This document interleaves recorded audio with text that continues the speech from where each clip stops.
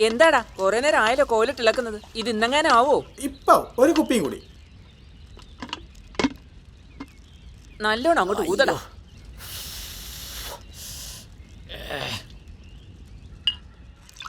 നല്ല കടുപ്പുണ്ടേ.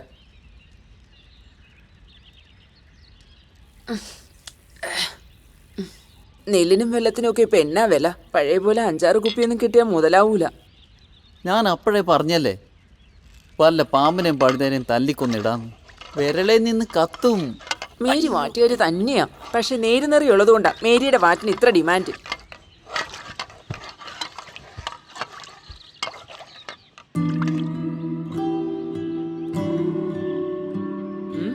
എന്നെ തുറച്ചു നോക്കാതെ തെളിച്ച മറിയുന്ന വെള്ളം മാറ്റടാ പന്നികളെ.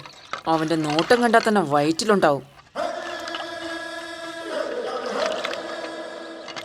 കുറെ നേരമായി അവന്റെ ഒരു നോട്ടം.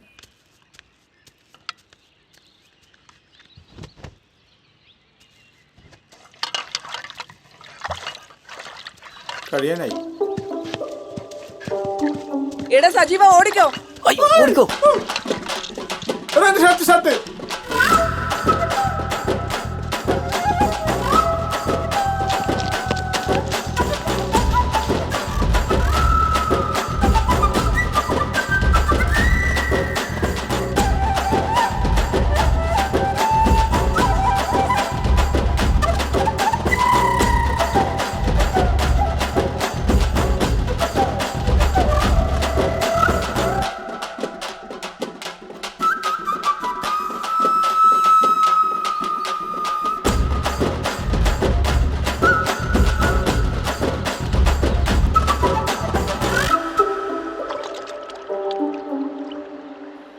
എന്താടോ പെണ്ണുങ്ങൾ കുളിക്കുന്ന കാണുന്നില്ലേ?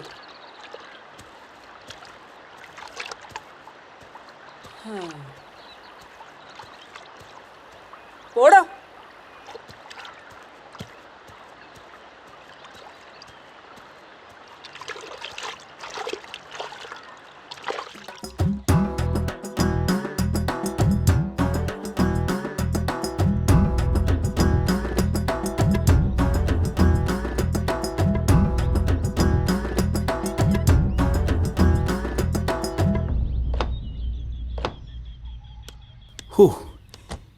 ഇതാണ് നമ്മളെ കള്ളുമേരിയുടെ കേന്ദ്രം.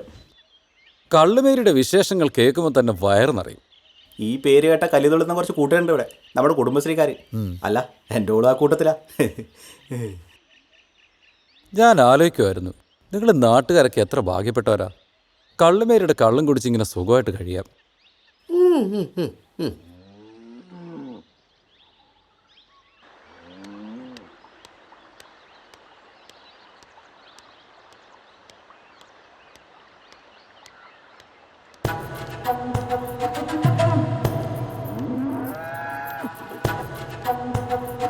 ഇവളാണല്ലേ മേരി. ഇവിടെ നിന്ന് വാറ്റ് മേടിച്ച് കുടിക്കൊന്നും വേണ്ട, ഇവിടെ കാണുമ്പം തന്നെ മത്ത് പിടിക്കും. ഏതവനാടാ പറമ്പാ ഇത്? മേരിനെ കാണാൻ വന്നതാ. മുമ്പൊന്നും ഇവിടെ കണ്ടിട്ടില്ലല്ലോ. ഒരു വഷളം നോട്ടം. ഞാനിവിടെ ആദ്യമായിട്ടാ നിങ്ങളെക്കുറിച്ച് കേട്ട് കേട്ട് നിങ്ങളുടെ ഇത്തിരി സ്നേഹം മേടിക്കാൻ വന്നതാ. ചേട്ടേ, താൻ എന്താ മേരിയെ കുറിച്ച് കരുതി? മേരി എന്താ വഴി വെച്ച്? അയ്യോ, തെറ്റിദ്ധരിക്കല്ലേ. ഞങ്ങളുടെ നാട്ടിൽ വാറ്റിന് സ്നേഹം എന്ന് പറഞ്ഞ് ശീലമായിപ്പോയി. ഓരോരോ താത്വിക അവലോകനങ്ങൾ. ചേച്ചി, ഇങ്ങനെയുടെ മോളെ കല്യാണത്തിന് കുറച്ച് വാറ്റ് വേണം, അതിനു വേണ്ടി കാട് കയറി വന്നതാ.